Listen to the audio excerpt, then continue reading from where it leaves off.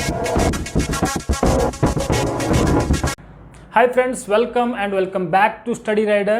ಇವತ್ತಿನ ಕ್ಲಾಸ್ನಾಗ ನಾವೇನು ನೋಡೋಣ ಅಂದರೆ level of significance, P value and type 1 error, type 2 ಎರರ್ನ ನೋಡೋಣಂತ. ಕಾನ್ಸೆಪ್ಟ್ ಸ್ವಲ್ಪ ಟ್ರಿಕ್ಕಿ ಅದ. ಆ್ಯಕ್ಚುಲಿ ಇದು ನನ್ನ ಟೀಚಿಂಗ್ ಸ್ಕಿಲ್ನ ಕ್ವಶನ್ ಮಾಡ್ತಕ್ಕಂಥ ಕಾನ್ಸೆಪ್ಟ್. ಭಾಳ ಈಸಿಯಾಗಿ ಹೇಳಲಿಕ್ಕೆ ಪ್ರಯತ್ನ ಪಡ್ತೀನಿ. ಸೊ ಕಾನ್ಸೆಪ್ಟ್ ಮೇಲೆ ಕಾನ್ಸಂಟ್ರೇಟ್ ಮಾಡಿರಿ. ಮೊದಲದಾಗಿ ಸಿಗ್ನಿಫಿಕೆನ್ಸ್ ಲೆವೆಲನ್ನು ನೋಡಬೇಕು. ಸಿಗ್ನಿಫಿಕೆನ್ಸ್ ಲೆವೆಲ್ ಅಂದ್ರೇನು, ಆಮೇಲೆ ಪಿ ವ್ಯಾಲ್ಯೂ ನೋಡಬೇಕು. ನೀವು ಹೈಪೋಥೆಸಿಸ್ ಟೆಸ್ಟಿಂಗ್, ನನ್ನ ಕ್ಲಾಸ್ ಈಗಾಗಲೇ ಹೈಪೋಥೆಸಿಸ್ ಟೆಸ್ಟಿಂಗ್, ಕಾನ್ಫಿಡೆನ್ಸ್ ಇಂಟರ್ವಲ್ ಮತ್ತು ಲೆವೆಲ್ ಆಫ್ ಸಿಗ್ನಿಫಿಕೆನ್ಸ್ ಕ್ಲಾಸಸ್ ನೋಡಿಲ್ಲ ಅಂದರೆ ಒಂದು ಸತ ನೋಡಿರಿ. ಅದನ್ನು ನೋಡಿದ್ರೆ ಭಾಳ ಈಸಿಯಾಗಿ ಅಂಡರ್ಸ್ಟ್ಯಾಂಡ್ ಆಗ್ತದೆ. ಇದು ಮೊದಲಾಗಿ ಬರೋಣ level of significance. Level of ಸಿಗ್ನಿಫಿಕೆನ್ಸಿಗೆ ಬರೋಣ. ಲೆವೆಲ್ ಆಫ್ ಸಿಗ್ನಿಫಿಕೆನ್ಸ್ ಅಂತ ಬರ್ತದೆ ಕಾನ್ಸೆಪ್ಟ್. ಇದನ್ನು ನಾವು ಅಲ್ಪದಾಗ ರಿಪ್ರೆಸೆಂಟ್ ಮಾಡ್ತೀವಿ. ಅಲ್ಪ ಯಾವ ಥರ ಬರಿತೀರ, ಅಲ್ಪ ಈ ಥರ ಬರಿಬೋದು. ಈ ಥರ ಬರೆದ್ರು ಅಲ್ಫಾ ನನ್ನದು. ಸೊ ಏನು ಲೆವೆಲ್ ಆಫ್ ಸಿಗ್ನಿಫಿಕೆನ್ಸ್ ಅಂದರೆ ಎಷ್ಟು ತಪ್ಪಾಗುವಂಥ ಚಾನ್ಸಸ್ ಅದ ಅಂತ ಅರ್ಥ. ಅದು ಅಂದರೆ ಇಟ್ ಈಸ್ ಮೀನಿಂಗ್ ಅಂತ ಬರೋದಾದ್ರೆ it is the risk we willing to take reject the null hypothesis, reject null hypothesis when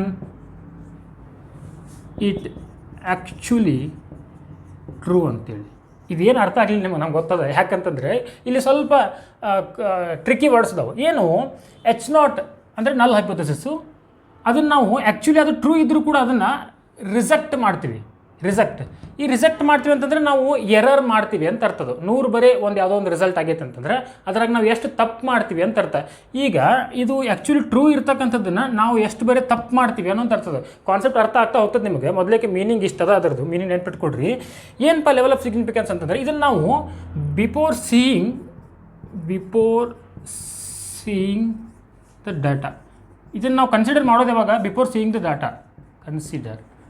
ಇದನ್ನು ನಾವು ಡಾಟಾವನ್ನು ನೋಡೋಕ್ಕಿಂತ ಮೊದಲೇ ಕನ್ಸಿಡರ್ ಮಾಡಿಬಿಟ್ಟಿರ್ತೀವಿ. ನಾವು ಯಾವುದೋ ಒಂದು ವಿಷಯದ ಮೇಲೆ, ಈಗ ಒಂದು ಗ್ರಾಮ ಐತಿಪ್ಪ ಅಂತಂದರೆ, ಒಂದು ವಿಲೇಜ್ ಐತಿ ಅಂತಂದರೆ ಅಲ್ಲಿ ಇರ್ತಕ್ಕಂಥ ಜನಗಳ ಒಟ್ಟು ಆದಾಯ ಎಷ್ಟೈತಿ ಅಂತ, ಅವ್ರದ್ದು ಮಂತ್ಲಿ ಇನ್ಕಮ್ ಎಷ್ಟೈತಿ ಅಂತೇಳಿ ನಾವು ಕ್ಯಾಲ್ಕುಲೇಟ್ ಮಾಡಬೇಕು. ಮಂತ್ಲಿ ಇನ್ಕಮ್ ನಾವು ಕ್ಯಾಲ್ಕುಲೇಟ್ ಮಾಡ್ಕೊಡ್ತೀವಿ, ಅದರೊಳಗೆ ಎಷ್ಟು ತಪ್ಪು ಇರ್ಬೋದು ಅಂತ ನಾವು ಹೇಳ್ಬೋದು. ಮೊದಲೇ ನಾವು ಇನ್ನೂ ಕ್ಯಾಲ್ಕುಲೇಟ್ ಮಾಡೋಕ್ಕಿಂತ ಮೊದಲೇ 100 ಜನ ಮಾಡಿದರೆ 100 ಜನರ 10 ಮಂದಿ ತಪ್ಪಿರ್ತದೆ ಅಂತ ಅರ್ಥ, ಅಥವಾ 5 ಜನ ತಪ್ಪಿರ್ತದೆ ಅಂತ ಅರ್ಥ, ಅಥವಾ 1 ಜನ ತಪ್ಪಿರ್ತದೆ ಅಂತ ಅರ್ಥ. ಲೆವೆಲ್ ಆಫ್ ಸಿಗ್ನಿಫಿಕೆನ್ಸ್ ಅಂತಂದರೆ ಎರರ್ ಮಾಡುವಂಥ ಚಾನ್ಸಸ್ ಎಷ್ಟೈತಿ ಅಂತೆ.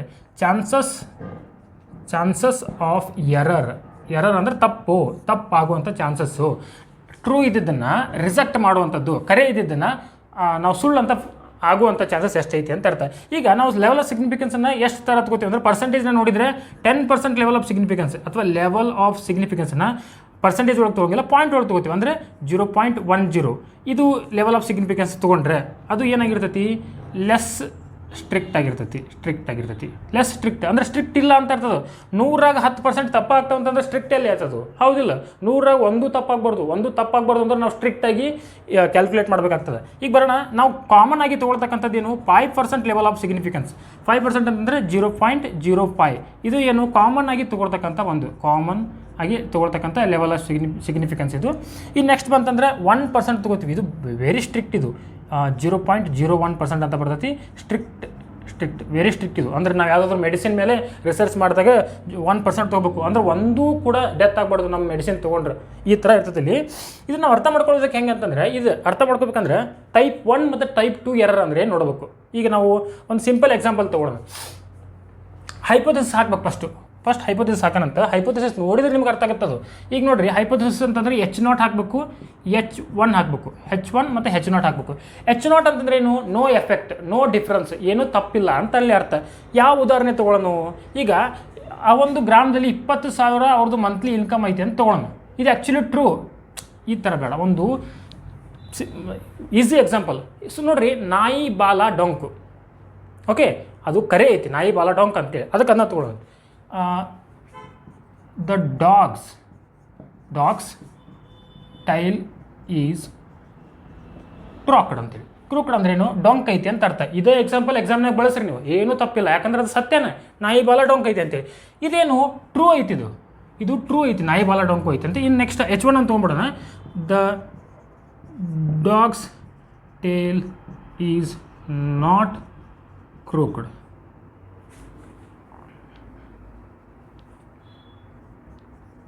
ಅದು ಡೊಂಕ್ ಇಲ್ಲ ಅಂತ ಅರ್ಥದು. ನೋಡ್ರಿ, ಇದು H0 ಟ್ರೂ ಅದ, ಸತ್ಯ ಅದ. ಬಟ್ ನಾವೇನು ಮಾಡ್ತೀವಿ, ರಿಜೆಕ್ಟ್ ಮಾಡ್ತೀವಿ. ಈ H0 ಟ್ರೂ ಇದ್ದರೂ ಅದನ್ನು ರಿಜೆಕ್ಟ್ ಮಾಡ್ತೀವಿ ಅಂತಂತಂದ್ರೆ ಅದೇನಾಯಿತು, ಟೈಪ್ 1 ಎರರ್ ಆಗ್ತದೆ, ಟೈಪ್ N ಎರರ್. ಈ ಟೈಪ್ 1 ಟೈಪ್ 2 ಇಂಪಾರ್ಟೆಂಟ್ ಆಗ್ತಾವೆ. ಟೈಪ್ 1 ಎರರ್ ಏನು, ಟೈಪ್ 2 ಎರರ್ ಏನು, ಇದು ಕ್ವಶನ್ ಮಾಡ್ತಾರೆ. ನೆನ್ಪಿಡ್ರಿ, ಡಾಗ್ಸ್ ಟೈಲ್ ಇಸ್ ಕ್ರೂಕ್ಡ್, ಇದು ತಪ್ಪೈತಿ. ಅಂದ್ರೆ 100 ನಾಯಿ ನಾವು ರಿಸರ್ಚ್ ಮಾಡಿದಾಗ, 100 ನಾಯಿ ಬಾಲ ರಿಸರ್ಚ್ ಮಾಡಿದಾಗ ನಮ್ಮ level of significance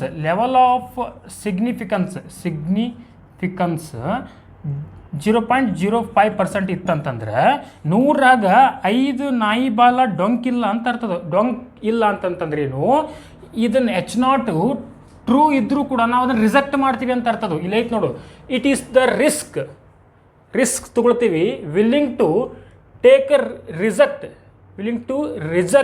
the null hypothesis ಅಂತ ಇತ್ತಲ್ಲಿ ನೋಡಿ. ಇಟ್ ಈಸ್ ಆ್ಯಕ್ಚುಲಿ ಟ್ರೂ ಇದ್ದಿದ್ದನ್ನು ನಾವು ಏನು ಮಾಡ್ತೀವಿ, ರಿಜೆಕ್ಟ್ ಮಾಡ್ತೀವಿ. ಇದೇನಾಯಿತು, ನಲ್ ಹೈಪೋಥೆಸಿಸನ್ನು ರಿಜೆಕ್ಟ್ ಮಾಡೋದಾಯಿತು. ಇದಕ್ಕೇನಂತ ಕರಿತೀವಿ, ಲೆವೆಲ್ ಆಫ್ ಸಿಗ್ನಿಫಿಕೆನ್ಸ್ ಅಂತ ಕರಿತೀವಿ. ಈಗ ಟೈಪ್ 1 ಎರರ್ ಅಂದರೆ ಗೊತ್ತಾಯ್ತು ನಿಮ್ಗೆ. ಟೈಪ್ 1 ಎರರ್, ಟೈಪ್ 2 ಎರರ್ ಎಕ್ಸಾಮ್ನಾಗ ಕ್ವಶನ್ ಕೇಳ್ತಕ್ಕಂಥದ್ದು. ಮ್ಯಾಚ್ ದ ಫಾಲೋವಿಂಗ್ ಒಳಗೆ ಕೊಟ್ಟಿರ್ತಾರೆ. ಟೈಪ್ 1 ಎರರ್ ಅಂದ್ರೇನು, ಟೈಪ್ 2 ಎರರ್ ಅಂದ್ರೇನು. ಟೈಪ್ 1 ಎರರ್ ಅಂತಂದರೆ H0 ಟ್ರೂ ಇರ್ತದೆ, ಆದರೂ ನಾವು ಇದನ್ನು ಏನು ಮಾಡ್ತೀವಿ, ರಿಜೆಕ್ಟ್ ಮಾಡ್ತೀವಿ. ಇದು ಏನು, ಟೈಪ್ 1 ಎರರ್. H0 ಏನು, ಫಾಲ್ಸ್ ಇರ್ತದೆ, ಫಾಲ್ಸ್ ನಾವು ತೊಗೊಂಡಿದ್ವಿ ವ್ಯಾಲ್ಯೂ, ಇದನ್ನು ಫಾಲ್ಸ್ ಇರ್ತದೆ. ಬಟ್ ನಾವು ಅದನ್ನು ಏನು ಮಾಡ್ತೀವಿ, ನಾಟ್ ರಿಜೆಕ್ಟ್. ಆಕ್ಸೆಪ್ಟ್ ಅಂತ ಬರಿಬಾರ್ದು ನೋಡ್ರಿ, ಆಕ್ಸೆಪ್ಟ್ ಅಂತ ಬರೀಲಕ್ಕೆ ಬರಲ್ಲ, ನಾಟ್ ರಿಜೆಕ್ಟ್ ಅಂತ ಬರಿಬೇಕು. ಅದಕ್ಕೆ ಏನಂತ ಕರಿತೀವಿ, ಟೈಪ್ 2 ಎರರ್ ಅಂತ ಕರಿತೀವಿ. ಟೈಪ್ 1 ಟೈಪ್ 2 ಎರರ್ ಆಯಿತು. ಇದು ಲೆವೆಲ್ ಆಫ್ ಸಿಗ್ನಿಫಿಕೆನ್ಸ್ ಆಯಿತು. ಮತ್ತು ಈಗ ಪಿ ವ್ಯಾಲ್ಯೂ ಬರೋಣ. ಪಿ ವ್ಯಾಲ್ಯೂ ಕೂಡ ಭಾಳ ಇಂಪಾರ್ಟೆಂಟು.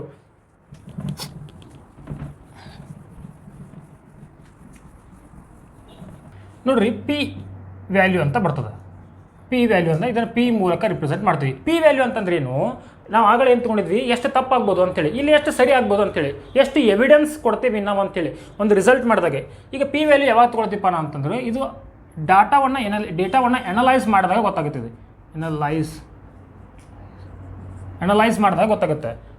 ಅನಲೈಸ್ ಮಾಡಿದಾಗ ಗೊತ್ತಾಗುತ್ತೆ ಅಂತಂದ್ರೆ, ನಾವು ಆಗಲೇ ಲೆವೆಲ್ ಆಫ್ ಸಿಗ್ನಿಫಿಕೆನ್ಸು ಇನ್ನೂ ಅನಲೈಸ್ ಮಾಡೋಕ್ಕಿಂತ ಮೊದಲು ನಾವು ತೊಗೊಂಡಂಥದ್ದು. ಇದು ಆಫ್ಟರ್ ಅನಲೈಸಿಸ್ ಮಾಡಿದಾಗ ನೋಡಿರಿ, ಪಿ ವ್ಯಾಲ್ಯೂ ಅಂತಂದ್ರೆ probability of getting result is our sample assuming H0 is true.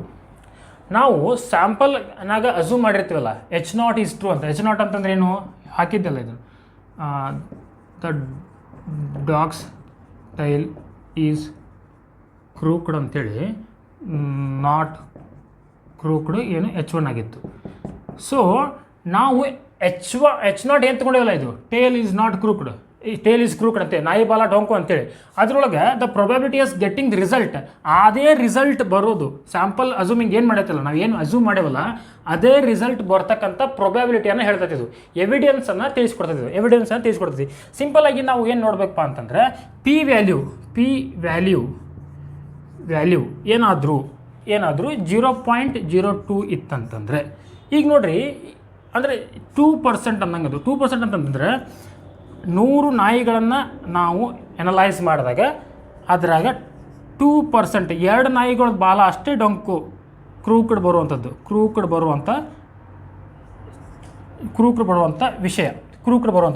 ನೋಡ್ರಿ, ಇಲ್ಲಿ ಪಿ ವ್ಯಾಲ್ಯೂ ಸಣ್ಣದೈತಿ, ಹೌದಾ?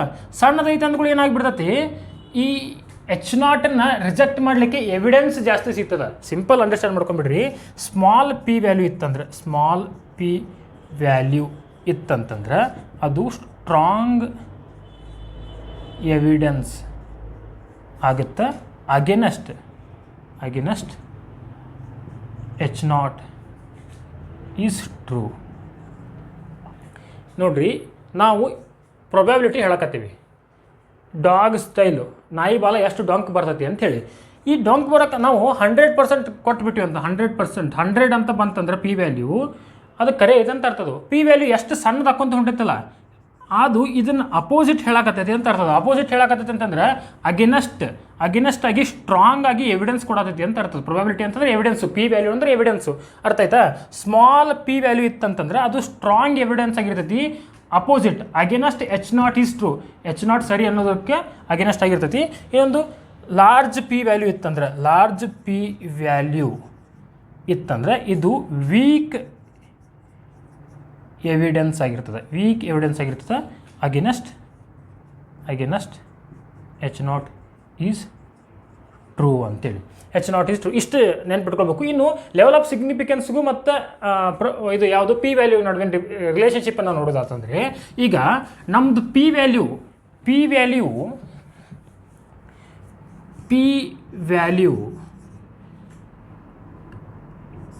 ಯಾವುದಕ್ಕಿಂತ ಲೆವೆಲ್ ಆಫ್ ಸಿಗ್ನಿಫಿಕೆನ್ಸ್ಕಿನ ಕಡಿಮೆ ಅಥವಾ ಅದರಷ್ಟೇ ಇತ್ತಂತಂದರೆ, ಲೆವೆಲ್ ಆಫ್ ಸಿಗ್ನಿಫಿಕೆನ್ಸ್ ಎಷ್ಟು ತೊಗೊಂಡಿವಿ ನಾವು 0.05 ತೊಗೊಂಡಿವಿ ಅಂದರೆ 5%. ಇದೇನಂದ್ರೆ 0.02 ಬಂದಿತ್ತಂತಂದರೆ P value is less or equal to level of significance ಅಂತಂದರೆ ನಾವೇನು ಮಾಡಬೇಕು, H0ನ ರಿಜೆಕ್ಟ್ ಮಾಡಬೇಕು. H0ನ ರಿಜೆಕ್ಟ್ ಮಾಡಿದರೆ ಇದು ಸಿಗ್ನಿಫಿಕೆಂಟ್ ಆಗಿರ್ತದೆ, H0ನ ರಿಜೆಕ್ಟ್ ಮಾಡ್ಬೇಕು ನಾವು. ಯಾಕಂತಂದ್ರೆ ಪಿ ವ್ಯಾಲ್ಯೂ ಭಾಳ ಸಂದ ಐತಿ ಅಂದ್ರೆ ಅದ್ರ ಅಪೋಸಿಟ್ ಅಗೇನೆಸ್ಟ್ ಆಗಿ ಸ್ಟ್ರಾಂಗ್ ಎವಿಡೆನ್ಸ್ ಆಗೈತಿ, ಅದು ಸರಿ ಇಲ್ಲ ಅನ್ನುವಂಥದ್ದು. ಇನ್ನು ಪಿ ವ್ಯಾಲ್ಯೂ ಏನಾದರೂ ಹೆಚ್ಚಾಗಿತ್ತಂದ್ರೆ ಯಾವುದರಿಂದ, ಲೆವೆಲ್ ಆಫ್ ಸಿಗ್ನಿಫಿಕೆನ್ಸ್ಗಿಂತ ಅವಾಗ ಏನು ಮಾಡ್ತೀವಿ, H0ನ ನಾಟ್ ರಿಜೆಕ್ಟ್ ಮಾಡ್ತೀವಿ. ರಿಜೆಕ್ಟ್ ಮಾಡೋದಿಲ್ಲ ಅಂತಂದರೆ ನಾಟ್ ಸಿಗ್ನಿಫಿಕೆಂಟ್ ಆಗಿರ್ತದೆ. ಇದಿಷ್ಟೇ ಸ್ಮಾಲ್ ಕಾನ್ಸೆಪ್ಟ್ ಇದೆ. ಲೆವೆಲ್ ಆಫ್ ಸಿಗ್ನಿಫಿಕೆನ್ಸ್ ಅಂತಂದ್ರೆ ಇದೇನು, ಲೆವೆಲ್ ಆಫ್ ಸಿಗ್ನಿಫಿಕೆನ್ಸ್ ಅಂದರೆ ಎರರು, ಎಷ್ಟು ತಪ್ಪು ಮಾಡ್ಬೋದು ಅಂತೇಳಿ. ಇದು ಪಿ ವ್ಯಾಲ್ಯೂ ಅಂತಂದ್ರೆ ಎವಿಡೆನ್ಸ್, ಎಷ್ಟು ಎವಿಡೆನ್ಸ್ ಕೊಡಾತೀವಿ ಅಂತಂದರೆ. H0 ಅಂತಂದ್ರೆ ಟೈಪ್ 1 ಎರರ್ ಅಂದ್ರೇನು, H0 ಟ್ರೂ ಇದ್ದರೂ ಅದನ್ನು ರಿಜೆಕ್ಟ್ ಮಾಡೋದು. ಟೈಪ್ 2 ಎರರ್ ಅಂದ್ರೇನು, H0 ಫಾಲ್ಸ್ ಇದ್ದರೂ ನಾವು ಅದನ್ನು ಏನು ಮಾಡ್ತೀವಿ, ರಿಜೆಕ್ಟ್ ಮಾಡೋದಿಲ್ಲ. ಇದು ಇವಾಗಿನ ಕಾನ್ಸೆಪ್ಟ್ ಆಗಿತ್ತು. ಅಂಡರ್ಸ್ಟ್ಯಾಂಡ್ ಆಗಿಲ್ಲ ಅಂದರೆ ಇನ್ನೊಂದು ಸತ ನೋಡಿರಿ. ಹಾಗೆ ಕ್ಲಾಸಸ್ ಇಷ್ಟ ಆದರೆ ಲೈಕ್ ಮಾಡಿರಿ. ಪ್ಲೇಲಿಸ್ಟ್ ಒಳಗೆ ಎಲ್ಲ ಕ್ಲಾಸಸ್ಗಳು ಅದಾವು, ಅವುಗಳನ್ನು ಕೂಡ ನೋಡಿರಿ. ಹಾಗೆ ನಿಮ್ಮ ಫ್ರೆಂಡ್ಸ್ಗೂ ಕೂಡ ತಿಳಿಸ್ರಿ. Thank you so much.